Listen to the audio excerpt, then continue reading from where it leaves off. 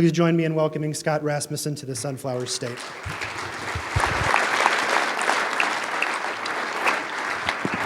Thank you. You know, this event, this trip to Wichita, has been on my calendar for a very long time, 6 months or a year or something. And when I accepted it, it never occurred to me, first of all, that we would be competing with the Kansas City Royals in the World Series.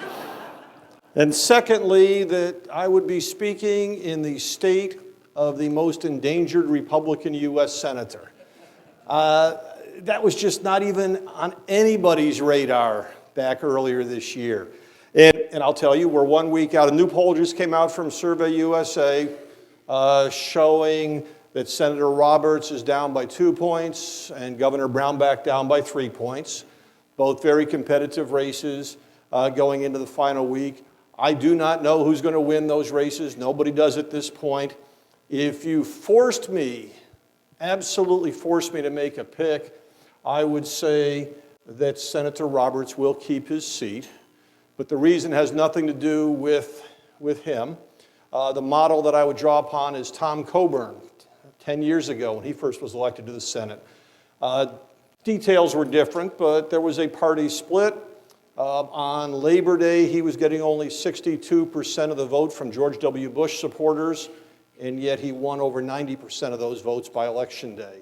When you vote for the U.S. Senate, it's a team sport, and there are a lot of people who may say, you know, Senator Roberts should have passed it on this year, should have let somebody else have a run, but I really want to voice my disapproval of Barack Obama and Harry Reid, so I'll vote for him. I think that will be the only reason that he can possibly win, and it's going to be an amazing night.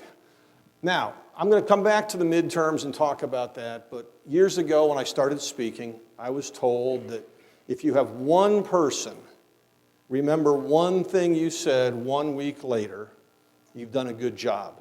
So upon hearing that and realizing you'll forget most of what I say, I've decided that I want to help the process.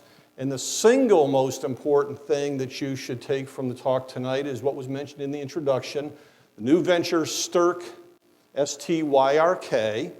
We actually are launching next Monday. Go to styrk.com. We have some videos up right now on the site, but we'll be going live with the website. And it is going to be a new media service. We're already on in 4 airports around the country. We're in Raleigh, Cleveland, New Orleans, and Dallas. So if you're traveling, you may see STYRK on the air. And it's going to be a little bit different. That's all I can say right now. But check it out on Monday. And again, if you remember nothing else that I say, styrk.com matters a lot. I should also, the second most important thing is I'm an optimist about America's future. I believe our best days are still ahead of us and that our children and grandchildren will live much better than we do. That's the good news. The bad news is it will get worse before it gets better. And the way I came to that analysis is something that will fit into the discussion of the midterms and everything else, but it goes all the way back to that earlier venture, ESPN. And, you know, I look around the room, I see a lot of people who remember the 1970s, not all of whom will admit it, but you probably forget what it was really like. There was only one college football game on a weekend. There was no March Madness. There was only one NCAA men's basketball tournament game on every year. It was the championship game. A whole different world.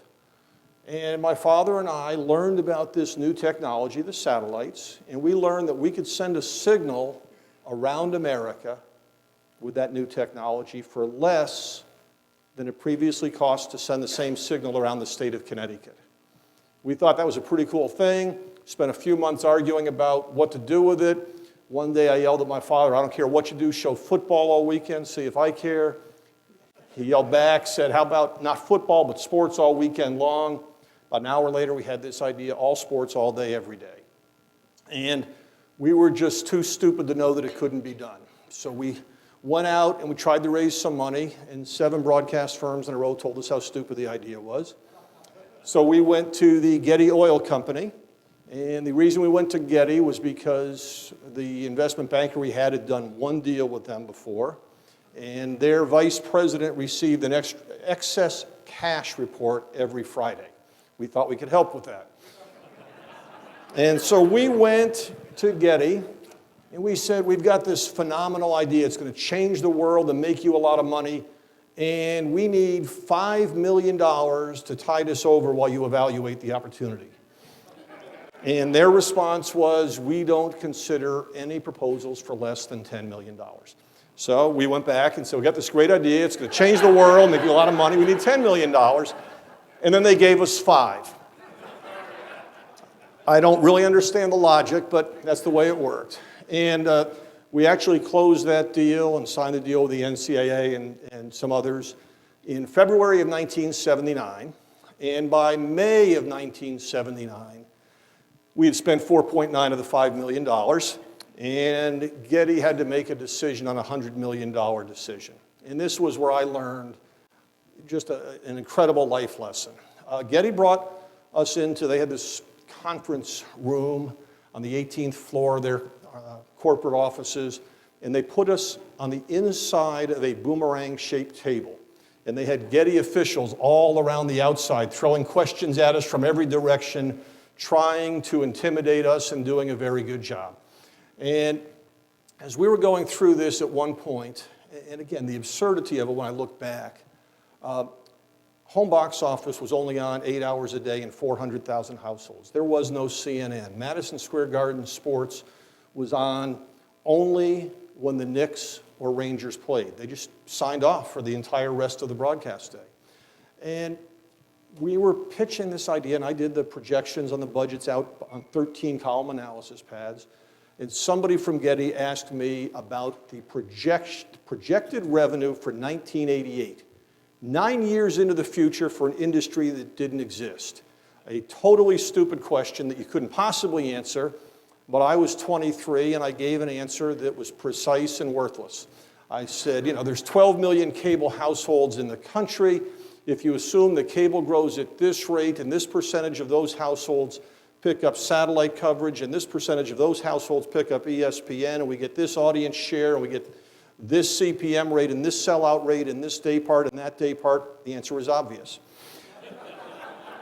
At which point, sitting right across from me was Sid Peterson. He was the brand new CEO at Getty, and he was the first non-oil man in that job. He came up on the finance side. And he said about me, he has no more of an idea what the revenue is going to be in 1988 than we do. What you have to do is look at his basic assumptions. Will cable systems go to this satellite programming? Will people watch programming like this? Will they watch sports 24 hours a day? And most importantly, will advertisers sponsor what we then called narrowcasting? And he said, if they do, this is going to be a huge win for all of us. And if not, look, it's another dry hole. We make decisions like this in the oil industry every day. Let's decide. And he was absolutely right. I didn't appreciate it then, but it was the underlying assumptions that mattered a lot more than the formulas that I put together to estimate those numbers. And they did work out pretty well. Within about a year, within about 4 months of going on air, ESPN became the single biggest reason people signed up for cable.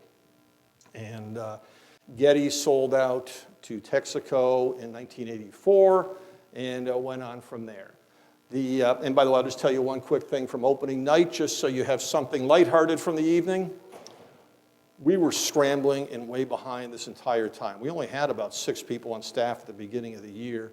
And we built this beautiful brand new building for opening night, September 7th, 1979. But we didn't have enough time to get the control room hooked up. So we brought a remote truck up behind our brand new building, punched a hole in our brand new wall, ran cables through it. And during the first Sports Center segment of all time, a skunk came in through that hole in the wall. Not a very auspicious debut. But over the years, when I remember what Peterson talked about, I do pretty well. And when you apply that to politics, you find that the fundamentals matter more than all the campaign ads or anything else that go into it. The most important fundamental in all of politics is the president's job approval rating. In 2004, when George W. Bush was reelected, on election day, his job approval rating was 51%. He got 51% of the vote, and 51% of voters thought that the U.S. was winning the war on terror, the big issue in that election. And by the way, if you had tracked it from the summer until Election Day, you saw confidence in the war on terror inched up bit by bit, week by week, peaking at Election Day. Well, 8 years later, Barack Obama ran for re-election. He got just over 50% of the vote, and his job approval rating was just over 50% on Election Day. That is the number that defines the process. And the big issue in 2012 was the economy. And if you tracked the ratings of people's, how they felt about their personal finances, they improved 4 points from summer until Election Day. The president's job approval improved 4 points, and that's why he was reelected. If you apply that to 2014, that's good news for the Republican Party. The president's job approval rating is down in low 40s. That means that in general, the election is going to be a referendum with more people saying they want to vote against the president rather than for. So from the beginning of the year, we could estimate there were a handful of races that would be in play. Republicans, and this was back in January, had only 2 seats at risk. Back then, we thought it was Georgia and Kentucky. Probably right now, those races are going to end up in the Republican column. Mitch McConnell is not wildly popular, but he is less unpopular than the president. In Georgia, the numbers have been going back and forth a little bit. Michelle Nunn is a very good candidate for the Democrats, but the problem she has there is you have to win an absolute majority in Georgia. If Michelle, and I think that's a very tall order for a Democrat in that state right now. So if she doesn't, the runoff is going to be a very difficult environment for any Democratic candidate. So with the possible exception of your own Senator Roberts, the Republicans should hold on to all of their seats up for re-election. And if you start with that base, they have to win 7 seats, including this one here, to take the majority. The way you get there, there are 3 seats, open seats, that were won heavily by Mitt Romney: Montana, South Dakota, and West Virginia. And those are seats that are going to go to the Republicans. Now, there was a little bit of a panic among some of the GOP about South Dakota a couple of weeks ago, but that state is returning to the fundamentals, and it will elect a Republican. Then you go into 4 really interesting states that are held by a Democratic incumbent, but were won by Mitt Romney. 2 of those races, Arkansas and Louisiana, you'd have to say the Republicans are favored to keep or to win, and that would get them to 5 seats that they need. You go to North Carolina. This is the race that at the beginning of the year, a lot of people, including me, said, watch this one. If the Republicans win North Carolina, they will win control of the Senate. Well, the Democratic leadership saw the same things, and they spent a ton of money in North Carolina over the summer to build a firewall. Kay Hagan looked like she was doing okay, but the last round of polls have showed it either tied or much, much tighter. And there is a Libertarian candidate in the race. Typically, in the last week of an election, the Libertarian candidates lose ground. They'll probably get about half the total they have right now, and most of those votes will probably go to Tillis in the Republican column. The other advantage for the Republicans in North Carolina and in several other states, but especially in North Carolina, is the undecided voters right now strongly, strongly disapprove of President Obama. So their choice isn't between Hagan and Tillis. It's, do I show up to file a protest vote or do I stay home? North Carolina is still a very important race, but probably not as pivotal as it would have been earlier in the year because the Republicans now have opportunities in Colorado and Iowa. And you know what? It's easy to run all these scenarios and say, well, the Republicans are favored in all of these. They're going to end up with 54, 55 seats. Way too early to declare that. A week to go, there's times that somebody could do something stupid. There are races that could fall away because they are so close. And in some cases, there are irregularities that we can't begin to factor in. For example, in Colorado this year, for the first time, it is an all mail-in ballot system. That drives pollsters crazy. How can you possibly, compare this cycle and the turnout models with what we've seen before, because they're played under a different set of rules? So Colorado, while the Republicans appear to have an edge there, Cory Gardner, a good candidate, there's a lot of uncertainty in the numbers. Alaska, another state the Republicans should pick up based on the fundamentals, but polling in Alaska is always difficult. There hasn't been a lot of it. And I think in the last week we've seen a poll come out showing the Democrat Begich ahead by 6 points, and several other polls showing him behind by nearly as much. So, and to make it even worse, it takes so long to count the votes out there, we may not hear the final results from Alaska for several days. Put it all together, and if I had to guess, if you had to pick a number, I would say 52 or 53 seats is the likely Republican scenario, but you don't really know until you get a little closer how accurate that is. I do think the Democrats probably have a 10 or 15% chance of hanging on to control of the Senate. That would require a very good night for them next Tuesday. Now, I want to just jump ahead for a moment to 2016 and then come back to what some of this means.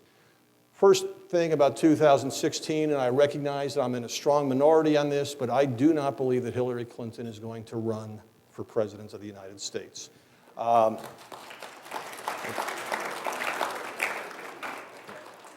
don't have any inside information. She didn't call me and have a deep, conversation or anything, but she is a very smart woman. She is not as good a candidate as her husband, and she is far more risk averse. And right now, everybody she knows is telling her she is going to win. But then again, right now, everybody that Mike Huckabee knows is telling him he's going to win. I mean, this is part of the process. She will sit down in 2015 and begin to do a serious assessment. And my gut reaction is she will not run unless she is almost certain she can win. She knows more than anybody else in this country what it's like to run for president. She went through it twice with Bill, once herself. She's not as young as she was in those runs. And I think unless there's a high degree of certainty, she'll find something else to do. I don't think she'll find that high degree of certainty because of the fundamental that the president's job approval rating matters most. Barack Obama, unless there's a massive change between now and 2016, is going to be as much of a drag on the Democrats as George W. Bush was on the Republicans in 2008. If the Republicans nominate a competent candidate, which isn't a sure thing, but if they do, they will be favored. And I believe that the competent candidate is most likely to be a governor. Every single governor who wins re-election this year will think they're the one. And we won't know who it is until they begin to go around and do the grassroots campaigning to start this off. Somebody will catch with the base, will have the right message at the right time. Again, don't know who that's going to be, but if they get a decent candidate, the Republicans would be favored in 2016. And if the president's job approval wasn't enough, there's one other factor that's really going to help. President Obama's greatest gift politically to the Republican Party was his health care law. It's the reason they won the big majority in 2010. It has really set the stage for this year. And in the fall of 2016, insurance companies will set the rates for the next year. And it will be the first year that they don't have their losses guaranteed by the government. It will be the very first time they actually set the rates themselves, knowing that if they lose money, they will lose money. I can't imagine that's going to be a very pleasant experience if you're a Democratic candidate. And so heading into that cycle, it's going to be a really interesting dynamic. A lot of people right now believe the Democrats have an electoral college lock. They talk about this big blue wall. And that's garbage. The reason the Republicans have lost so many states for so many elections since 1992 is simple. Only once have they ever had a candidate who got 50% of the vote nationwide. And George Bush only got 51% in 2004. If a Republican candidate gets 53%, 54% of the popular vote, they're going to win big in the Electoral College. If they get over 50%, they're likely to win the Electoral College. So I think the dynamic heading into that cycle is going to begin to sink in. That reality will sink in early in the legislative session next year. But the bigger story that nobody in Washington will talk about is this is the third consecutive president who came into power with his party in control of Congress, and he lost Congress. And to give you a historical perspective on that, it has never happened in back-to-back administrations before. This is something new. This is a fundamental rejection of both political parties. And the reason we're there is because of things that are happening outside. You know, politicians like to believe that they're the leaders. They are setting the tone for what's happening in the country. That's not really the way it works. Things begin in the culture, and the political leadership catches up. You know, if you went back, actually, let me ask a question. I don't think any of you are around for this. What year did women first vote in the United States? What year did women first vote? 1920, 19. Did anybody say 1869? 1860s, we have a winner. First, in Wyoming, women were allowed to vote 1 year before Wichita was created. Now, Wyoming is known for many things, but it's not generally seen as a progressive state. Why did women get to vote there first? Right. Guys will do anything to get women to come hang out with them. That's basically it. It was a marketing campaign. And, you know, we'll give them political rights. What's the harm? Over the next 50 years, state after state began to follow this model. Some because they wanted women to move out there. Sometimes if a group of men thought it would help them in a temperance election or some other election, a school board election, they would give women the right. It became an accepted part of our culture. And then a woman named Jeannette Rankin had the unmitigated gall to get elected to Congress before Congress thought women should have the right to vote. And just as a side note, I would have given anything to be in Congress the day that she walked into the Boys Club and said she was there. But that wasn't the reason they passed the suffrage amendment. By the time, and we were in the midst of World War I, and this phenomenon had been gaining steam all around the country, more and more states every year were signing on to this, a majority of the members of Congress were being reelected with the votes of women. It didn't take them long to figure out that voting against suffrage might hurt their electoral prospects. So it was pressure from the outside that brought that change. And that's the way things always happen. In American history, and this will be the shortest history course you'll ever get, there was one trend that came from the beginning of our nation all the way up to the 1970s. And that was everything kept getting bigger and more centralized and more homogenized, whether it was from a town crier to a weekly newspaper to a daily broadsheet to something else. By the end of the 1970s, 90% of Americans were watching 3 television networks, and our corporations were getting bigger. And government got bigger and more centralized, not because of an ideological battle, but because it was free riding on what was happening in society. It made sense to people when everything else was getting bigger that, yeah, I guess the government should too. Then in the late 70s, when the cable revolution began, society shifted gears. We reached a point where all of a sudden, we now have 150 million people with cell phones, smartphones. And everything is becoming more personalized.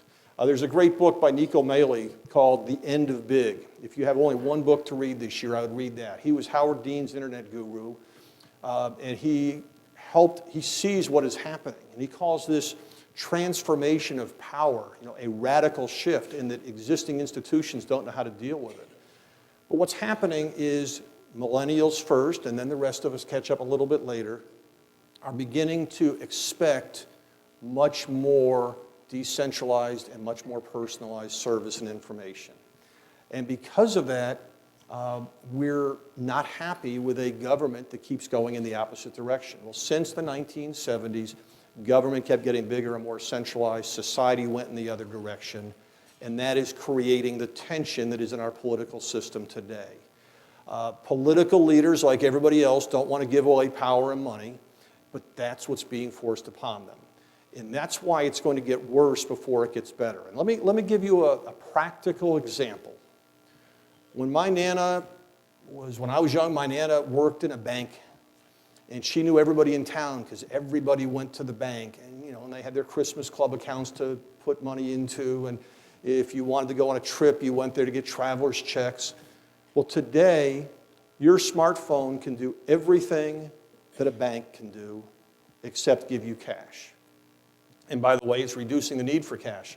Probably not a lot of Venmo users here, but people who are under 30 are using a lot of personal payment systems. So literally, when you're at a dinner table and you want to split the check, you use Venmo and you just pass the money out. You shift the money around amongst yourselves by your phones.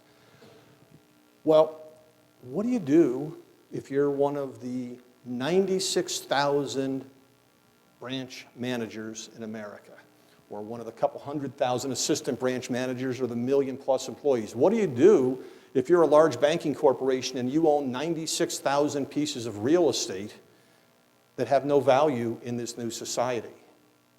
The first thing you do is you try to dream up other ways to get people to come into your branch. You want to prove that there's really a value there. And then you close some of the outlying ones, but you pretend it's all going to go away. Sooner or later, you'll get to the point of saying, Congress ought to do something. They ought to protect our branches. They ought to put limits on what those other people can do. They ought to force Venmo to open a branch so they compete equally with us. And some of this sounds silly, but in 1913, there was an entrepreneur who raised money for a private stock offering because he believed we would soon be able to talk by telephone to people on the other side of the Atlantic. And the U.S. government prosecuted him for stock fraud for making such blatantly absurd comments to raise money. This is where the battles will play out. When you get into these discussions, and let's face it, these bank employees are not bad people. They're not trying to fight a political battle. They're just worried about their jobs. And how this transition shakes out is going to have a big impact in communities all across the country. You were talking earlier about education is a big issue here. Charter schools, school choice is a baby step compared to what's coming. And I don't mean any disrespect to everybody who's involved with that effort. But here are the basics. It costs about $600 if you really want to spend money to get a homeschool curriculum, or you can go to the Khan Academy and get materials for free. But it costs us $10,000 plus per student per year in the public school system. Now, I do not know what the education industry is going to look like in a decade or two.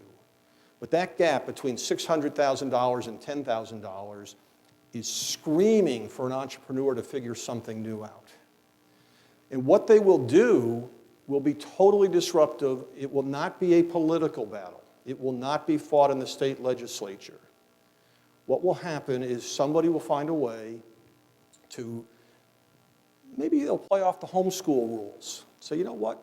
Maybe we could convince a corporation to set aside a room down the hall so that all the kids can homeschool together. And so it becomes an employee benefit. And mom can bring the kids to work, or dad can bring the kids to work. They'll be just nearby if they're sick or something, or can have lunch with them. I don't know what people will do when they come up with this. But the cost savings and the potential are too significant. And the minute that becomes a little bit mainstream, traditional public education will crumble. But it will be a fight. I mean, that's the absolute certainty with all of this. And this is, how many of you have a 401k plan? I just want to convince you again that the change starts from outside the political process. Congress never meant to create 401ks. It was a total mistake. There was a Tax Reform Act in 1978. If you read the legislative summaries of the bill, they included 24 important actions. One of them was they reduced the top marginal rate from 48% to 46%. Another was they raised the zero bracket a couple $100. Nowhere mentioned was this retirement program. What happened was a benefits consultant named Ted Benna did something remarkable. He read the law that Congress passed. And what he found was there was a provision in paragraph 401k that was never intended to be used the way he used it, but it's what the law said. He went and began to pitch his corporate clients on this idea that it'd be a great employee benefit. Wow, that's great. Except for some of his clients were a little bit worried that the federal government would retaliate against him, so he kept pushing and pushing. He finally got some clients to buy into the idea, and within a little while, there were 50 million 401k accounts. If you apply that to today, there are Ted Bennas all over this country reading every page of the president's health care law. And they are finding things that nobody ever thought would be there. One, the employer mandate that is such a controversial topic that the president delayed it for a while, it really only covers 19 million employees out of a workforce of more than 130 million. Large corporations have several other options. And some smaller companies can get out of the requirements if they self-insure. And there are new insurance opportunities popping up to make that possible. Driving this process is going to be, from the company level, a desire to provide the best benefits to retain employees. And if you can get around some of the mandate requirements, you'll eventually be able to offer your employees more choices. What consumers are looking for is an entirely different matter. We have a generation that expects to be able to customize everything. The natural carry-through onto the health care law would be to say, you know what, sure, give us a maximum set of benefits, but if we want to drop this provision, and this provision, we don't want that coverage, well, let us keep the change. You're putting the power in the consumer's hands if you do that. But even more basic than that, every single morning I wake up and prick my finger, put a little drop of blood into a meter and check my blood sugar. I check my blood pressure, I get on the scale, and since I started doing that, I've dropped about 20 pounds because you have instant feedback. I shouldn't have had that dessert last night or whatever else it might be. In fact, when I started this regimen, I had been diagnosed as having adult onset diabetes. After a while, I am now below the level, and so I'm considered a non-diabetic again. What this story tells you is that self-monitoring is coming, and that will do more to reduce the health care cost than any law that is out there. People want better health, and if you take better care of yourself, you reduce those costs. There's a woman on the West Coast who has developed a test that you take that same drop of blood and you can get 30 blood tests done instantly. I would expect that within 5 years or so, many people will be going to the doctor by pricking their finger, doing some other tests, and having the results sent in. The doctor will have a variance analyst who said, yep, same as last week, yep, fine. And every now and then say, we really ought to talk. When you begin to move in that direction, you disrupt the medical profession. And I think the disruption will be so significant that in a decade we'll be wondering what all the fuss was about the president's health care law. This is entirely, think about the legal implications of not seeing your doctor all the time. How do you write prescriptions? Think about the way you diagnose things. Computers right now are being trained to diagnose basic symptoms. And some estimates suggest that as many as 80% of our primary care physicians will not be needed. 8 out of 10 doctors in a decade, primary care physicians, will not be needed. Even if those numbers are way off, this is going to be a revolutionary process that you go through. And this is the kind of change that is going to shake up every single industry. just like it shook up journalism over the past generation. And we are going to see more and more of it, and both political parties are going to struggle with it because they want to write the rules. And in fact, what consumers are saying is, no, we want to make the choices. We want to decide what's best for ourselves. We want to have the information that we can have access to and then go forward. The battlegrounds will be the same as they were when that fella tried to sell stock for this phone company. And the FDA is already suggesting it's going to have to regulate all apps that talk to you about your health. And all that will mean is that we'll start getting healthcare apps from overseas. We're in a world where those things will happen, whether we want them to or not. And we cannot pretend that the political process is going to be neutral about this and simply find the best answer. What we have to recognize is that the change will start in the culture, and it will create agony in Washington. If you don't believe me, and you don't believe that the change starts that way, think back again to the 1970s. One of the absolute worst decades in American political history. We had Watergate, we had the Iran hostages, and we had Jimmy Carter and stagflation and malaise and all of that. And people were saying that America's best days were behind us. There was even a presidential commission which suggested that people should be forced to get permission before they move because they were concerned about people moving out of inner cities and destroying city finances. I mean, think that was the United States of America, a presidential commission suggesting that. And a lot of people in this room probably say yes, and then Reagan rode to the rescue. And Ronald Reagan was the greatest president of my lifetime. I have nothing but respect for him. But Bill Gates and Steve Jobs dropped out of college in the 1970s and started companies in their garages that had a bigger impact on us today than on every single president has had since then. That's the way change comes about. How many of you have ever heard of a guy named Samuel Slater? Anybody?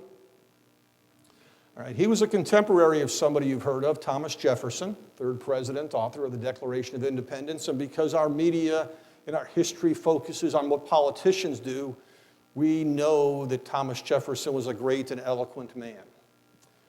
When he was president of the United States, he had this agrarian dream. He wanted us all to be small farmers. He even went so far as to write that we should not allow manufacturing to come here. We should just pay England to send us the finished goods. Not sure that was really a great political move, but people didn't pay much attention to presidents back then, so it was okay. Samuel Slater came to America in 1789, same year Washington was inaugurated as our first president. He had these ideas for factories that he stole from his colleagues in Britain before he came over to our country. And he is known, or was known at that time, as the father of the American Industrial Revolution. During the time that Thomas Jefferson was president and pursuing this agrarian dream, Slater launched 50 factories in America. His employees launched more. And our economy began to boom. And Slater's revolution affected our culture more than anything that Thomas Jefferson ever did. His revolution created this idea that men went to work and women stayed home. That hadn't been the case before. You were always working on the farm. He created the model of public education that we have today, with the foreman acting as a teacher, standing up front with everybody else in rows. So much of he created the concept of time. Before you had factory workers, you didn't even worry about the minutes on the clock. Slater shaped our nation, but nobody knows who he is. Thomas Jefferson was president and lost his dream while he was president to a no-name. That's the way it's going to be. Right now, today, there are people that we've never heard of who are working in garages, who are coming up with new ideas, who are going to be the ones who come up with the new healthcare models, who come up with the new education models, who come up with the new bank models. And they're not going to be thinking of political challenges. They're not going to be thinking about midterm elections. If you go and talk to young tech entrepreneurs today, what you hear from them is they want to make the world a better place. They pitch their ideas as a service, and they really believe it. And that's the reason that you can be optimistic looking forward. If you look to Washington, there's 535 reasons in Congress to be pessimistic. But there are 65 million volunteers around this country who work in their communities every day. And we have a tech industry that is putting power in their hands. And they're the ones who are going to build a brighter future for our country. Thank you.